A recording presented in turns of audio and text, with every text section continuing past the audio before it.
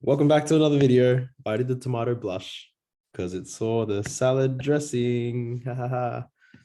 All right, so let's get into it today. Today we are talking about logs.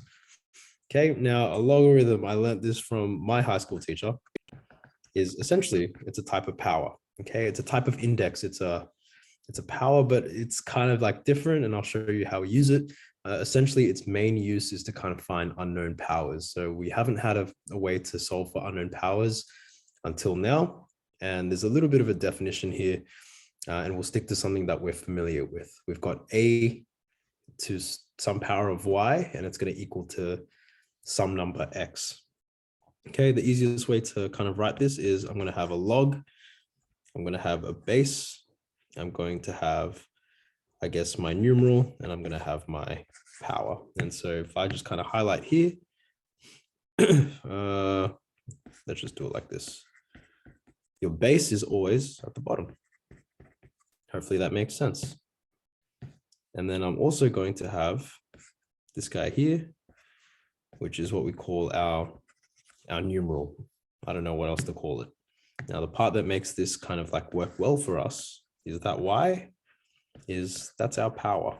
So we can see that we've kind of moved from something that was a power, and we've moved it down to a kind of regular, it's not a power, it's just itself. Okay, so we can see how logs will become useful in solving.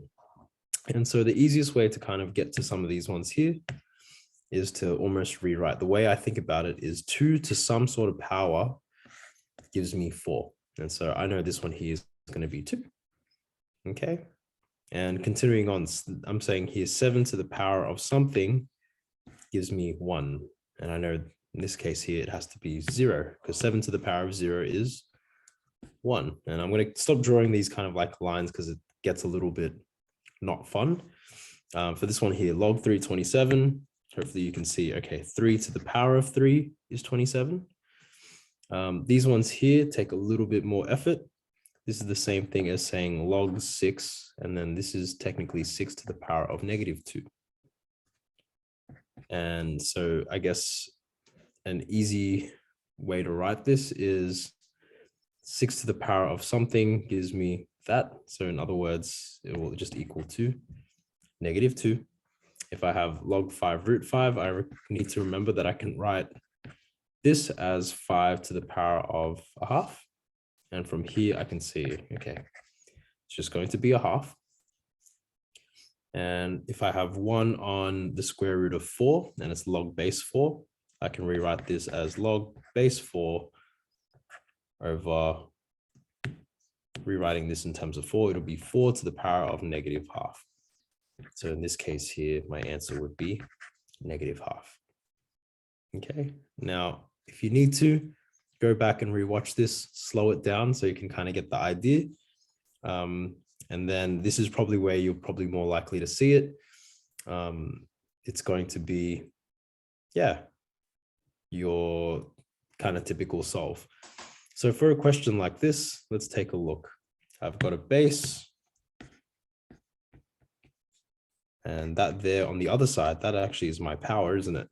And then that 8 there is just my numeral. So if I rewrite it into index form, it should become a little bit easier for me to work with. So my base is x, my power is 3, and it should equal to 8. Now here I can see that 2 to the 3 equals to 8. So I can see here that x should equal to 2. Okay, taking a look there. Okay. Something a little bit more common is something like this. And again, I need to recognize here that my base is this 3 here. My power is this 3 here. And what it should equal to is it should equal to my numeral, which in this case is x. So here it's kind of nice and easy to see. X is 3 to the 3, which is 3 times 3 times 3, which is 27. And that's how we would solve. I'm hoping that helps. I think that's it for this lesson. Enjoy, and I'll catch you next time. All right, bye-bye.